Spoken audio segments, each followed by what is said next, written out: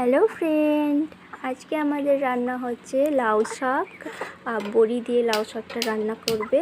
আর এদিকে মাছ চচ্চড়ির জন্য আলু কেটে নিয়েছে, আর চালটাও ধুয়ে নিয়েছে। আর শাকে আদা রসুন দেবে, মাছ চচ্চড়িতেও দেবে, সেই জন্য রসুন পেঁচে নিল। এদিকে বড়ি ভেজে নিচ্ছে শাকে দেওয়ার জন্য। এখানে দেখো আলু, পেঁয়াজ আর মশলা সব রকম দিয়ে দিয়েছে। নুন, হলুদ, জিরে, লঙ্কা, আর এদিকে রসুন বাটাটাও দিয়ে দিল। আবার সরষের তেল দিয়ে দিচ্ছে সামান্য। এবার শাকটা দিয়ে দেবো। তাহলে বড়িটা গুঁড়িয়ে নিচ্ছে, গুঁড়িয়ে নিলে এটা ভালো হয়, খুব টেস্ট হয় বড়ি দিয়ে শাক রান্না করলে। এবার একে একে শাকটা দিয়ে দিচ্ছি। এবার প্রেসারে চাপিয়ে দেবো, ব্যাস হয়ে যাবে। লাউ শাক আমার খুবই পছন্দ, আপনাদের কেমন লাগে অবশ্যই বলবেন। আর লাস্টে নুন দিয়ে দিল। এবার আমি ঢাকনা দিয়ে এবার চাপিয়ে দেবো। এই শাকটা ছিল আমাদের ঘরের শাক, ঘরে লাগানো শাক, আমাদের ছাদ বাগানের শাক। দেখো শাক হয়ে গেছে। এখানে শাকটা আমি ভালো করে ঘুটে নেবো। এবার ভালো করে ঘুটে নিলে শাকটা দেখতেও ভালো লাগে, খেতেও ভালো লাগে।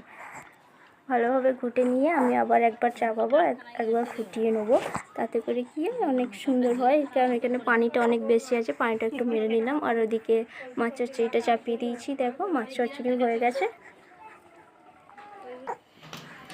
মাছ চচ্চড়ির জন্য এখানে আমি পেঁয়াজ, তারপরে লঙ্কা চিড়ে নিয়েছি। এবার সব রকম মশলা দিয়ে দিচ্ছি, নুন, হলুদ, জিরে, তারপরে তেল দিয়ে আমি পেঁয়াজটাকে ভালো করে চটকে নিচ্ছি। এটা আজকে সেজে রান্না করব, এটারও খুব টেস্ট হয়। এদিকে আলুগুলো কেটে রাখা আলুগুলো দিয়ে দিলাম। মাছ চচ্চড়ির রেসিপিটা দেখে এবার এটাকে আবার ভালো করে মাখিয়ে নেব মশলার সাথে।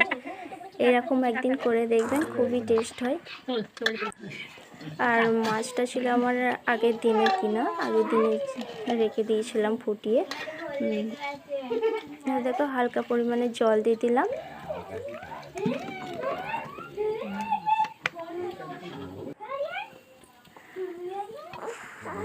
এবার কালকে জাল দেওয়া মাছ ছিল, এগুলো মাছগুলো দিয়ে দিচ্ছি। ব্যাস মাছ চচ্চড়ি রেডি।